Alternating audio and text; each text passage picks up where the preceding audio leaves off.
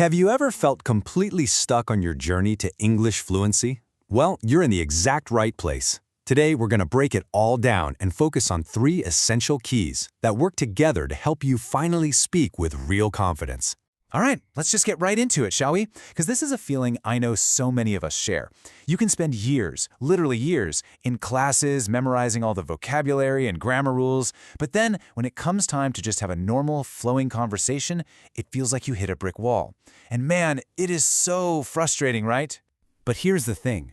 What if the problem isn't how hard you're working, but how you're working? So often, we're looking for that one single secret, that one magic bullet. But the truth is, it's actually way simpler than that. It's not about one secret. It's about understanding and using 3 interconnected keys. So our first key, this is the engine behind absolutely everything, building your motivation. And I want you to really notice that I said system, not just, a feeling that comes and goes. That's a huge distinction, and it's the foundation for everything we're about to cover. Okay, let's just be real for a second. Some days you wake up feeling like you can conquer the world, and other days just opening your textbook feels impossible. That doesn't mean you're failing. It just means you're human. Knowing this, accepting that your motivation will go up and down is the very first step to building a system that can actually last. So right at the heart of this system is setting goals that actually work. A vague goal like, I want to improve my English, it's so fuzzy, your brain doesn't even know where to start. But a really specific goal, like I want to have a 5-minute conversation with a native speaker, now that is a real destination. It's something you can measure, it's actionable, and it gives every single thing you do a real tangible purpose. But look, powerful goals can't stand on their own. They need support. Think of these as the pillars holding up your motivation system. Track your progress, even the tiny wins. It proves to you that this is actually working. Make it fun. Use movies or music you genuinely love so it stops feeling like a chore. And find a community, because that reminds you you're not going through this alone. So what's the big takeaway here?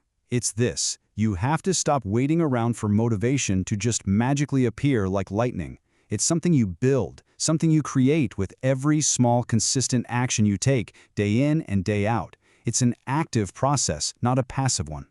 All right, so our motivation engine is fired up and running. That brings us to our second key, and this one's a biggie, mastering real-world listening. This is where so many learners get tripped up. See, the English in your textbook, it's all neat and tidy, it's slow. But out in the real world, English is, it's messy, it's fast, people connect their sounds, and it's jam-packed with slang. This isn't your fault, it's just how the language is actually spoken. So, the big question is, how do you actually train your ears for that? The trick is to listen to the same piece of audio, like a podcast clip or a short video, multiple times. The first time through, just try to get the general idea. Don't stress about it. On the second listen, you are going to be amazed at the new words and details you suddenly pick up. And by the third time, things really start to click, and you'll catch way more than you ever thought you could. And if you want a powerhouse technique to speed this up, try this, shadowing. It sounds complicated, but it's super simple. You just play some audio, and you try to speak along with the speaker, like their shadow, matching their speed and rhythm. It's literally a workout for your mouth and ears, connecting them in real time and boosting both your listening and your pronunciation at the same time. And what's the secret sauce here? You guessed it, it's consistency, all over again. Seriously, just 5 or 10 minutes of really focused, active listening every single day is way more powerful than trying to cram for hours on the weekend. Just find something at the right level for you, a little challenging but not impossible, and give it your full attention. Okay, so we've got our motivation system humming along, we're training our ears for the real world, and that leads us right into our third and final key, unlocking confident speaking. Now, before we get into the how, we have to tackle the biggest roadblock for speaking, and that's the fear of making a mistake. We have to totally reframe how we think about this. Mistakes are not failure. They are proof, actual, physical proof that you are trying, that you're learning, and that you're pushing your boundaries.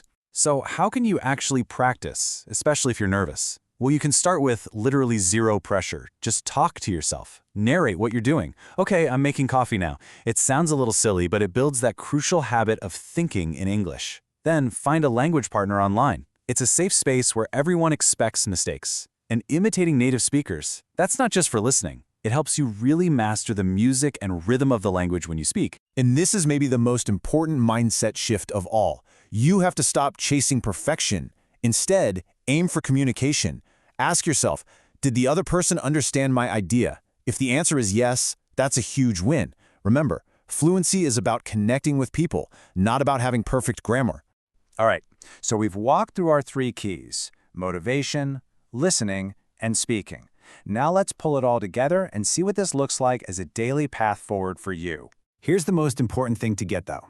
These keys don't work by themselves. You got to think of them like best friends who are always helping each other out. When you get better at listening, you feel more confident to speak. When you have a successful conversation, your motivation goes through the roof. And that motivation makes you want to listen even more. They feed off each other in this amazing, powerful cycle. So, let's break it down one more time, nice and simple. Motivation, that's your energy. It's the fuel that gets you to show up and do the work every single day. Listening, that's your training. That's how you absorb the real patterns, the rhythms, and the sounds of the language. And speaking, well, that's where you build your confidence. It's where you put everything into action and you prove to yourself, hey, I can actually do this. And all of this leads to the single most powerful takeaway we have today.